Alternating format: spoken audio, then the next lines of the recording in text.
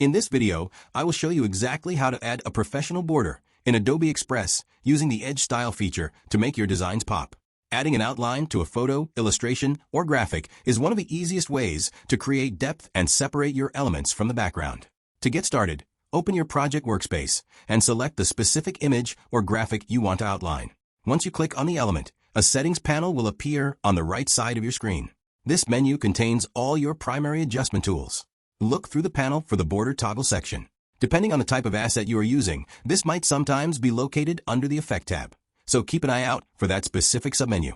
When you find it, simply click the toggle switch to turn the border on. You will notice that Adobe Express instantly generates a default outline frame around your selection. This is a great starting point, but the real magic happens when you customize the style to fit your specific vision.